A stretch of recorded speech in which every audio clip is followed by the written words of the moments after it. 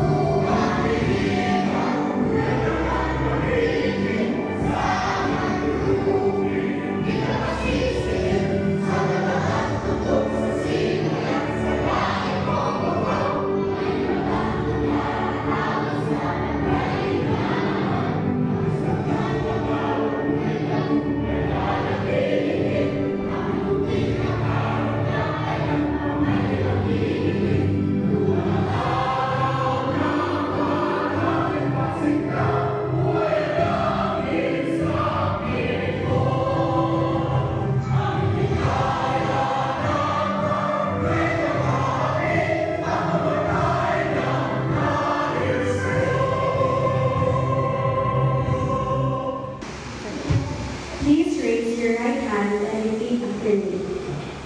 Pledge to the Christian flag. I pledge allegiance to the Christian flag. Allegiance to the Christian flag. And to the Savior for whose kingdom it stands. And to the Savior for whose kingdom it stands. One brotherhood. One brotherhood. Uniting all Christians in service and in love. Uniting all Christians in service and in love. Pledge to the Bible. I pledge allegiance to the Bible, God's holy word. God's holy word. I will make it a lamp unto my feet and a light unto my path. I will make it a lamp unto my feet and a light unto my path. I will hide His word in my heart that I might not sin against God. I will hide its words in my heart that I might not sin against God. Almighty Father God, thank you so much today. It will be kahibat niya may mag-isis, magbataan, kahino, nagtugulan sila through your word of God. Kaya Lord, thank you. Kasi rin sa among pag-ibat sa ligid nga ka, sa rin niya silang mga generasyon, pagi sa inyong kahimayaan, kagatulan. In Jesus' name, Amen.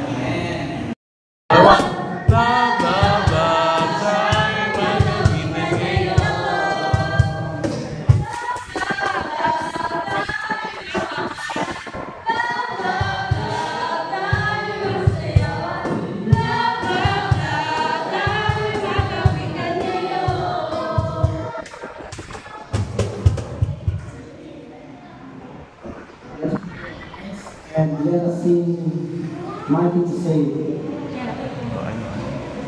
Everyone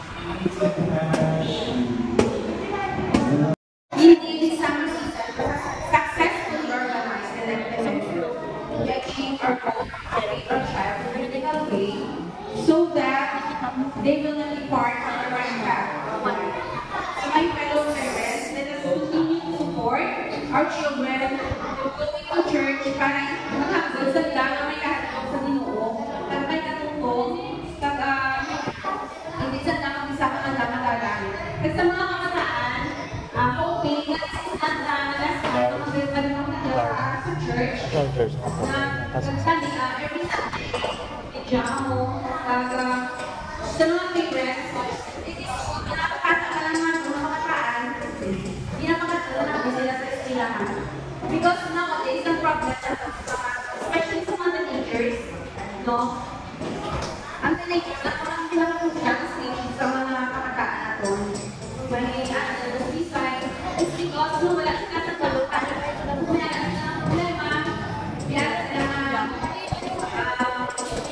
mga teenagers sila, mga kuliabi, wala sila sa kampan. So much better, nakita ng parents na encourage na mga kabataan na magkakit sila sa simbahan. Bago na sa tingin, makakilala sila sa Ginoo, at ang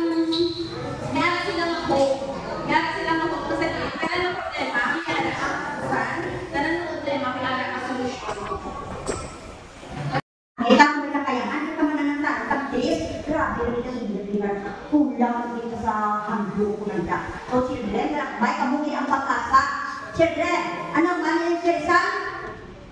Kamu ang pag-asa bayan. So listen, ang importante ka mo children, ha? You are just important. Ang importante ka ninyo, palangga din ka mo ni Lord. Anong ba ni Lord? Hindi ka tungkol sa paraan ng magkabsukan na God. Palangga, kurasan dakanan. So, ano? Children, palangga ka mo ni Lord kanan. Palangga na si Lord.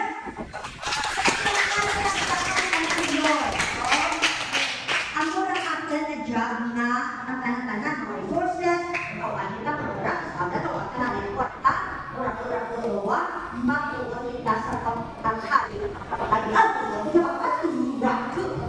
ipanagay na lano, anungan ka, kwarta, balon ka, mga gamit ka, hindi ka na magamit mo, mararang, mabawda, inosisinan ka, ang mga kapildan na pangisinan ka, no? Kayo na nanagin, no? Tanan ng mga resources na ka. So, ang environment, pag inakasagit, importante, i-protect natin the environment natin. Pamugit pagkakatuwayan ng mga children.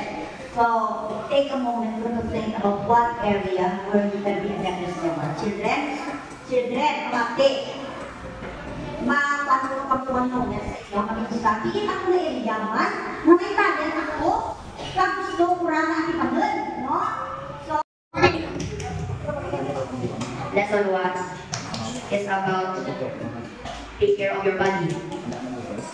1 Corinthians 6 verse 19. You surely know that your body is a temple where the Holy Spirit lives. Lesson 2 is about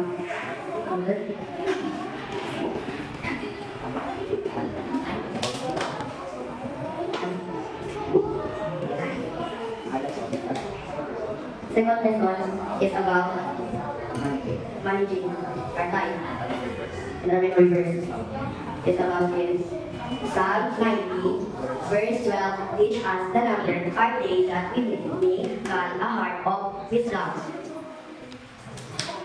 Lesson 3 is about talent and treasure. And our memory verse, God has given each of you a special gift. Let's use them to make the world a better place. Lesson 4 is about relationship. Luke 16 verse 10a. Whoever can be trusted with very little can also be trusted with much.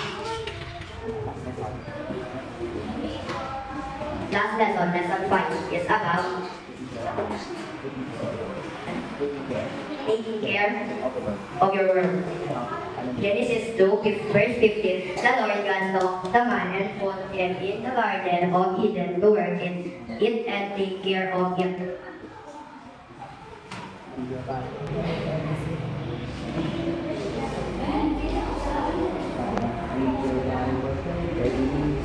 Read your Bible and pray every day. Pray every day. Pray every day. Read your Bible and pray every day. As we grow, grow, grow. As we grow, grow, grow. As we grow, grow, grow. Read your Bible and pray every day. As we grow, grow, grow. Read your Bible, forget to pray. Forget to pray. Forget to pray. Don't read your Bible, forget to pray. Shrink, shrink, shrink. It's a shrink, shrink, shrink. Shrink, shrink, shrink. Don't read your Bible, forget to pray.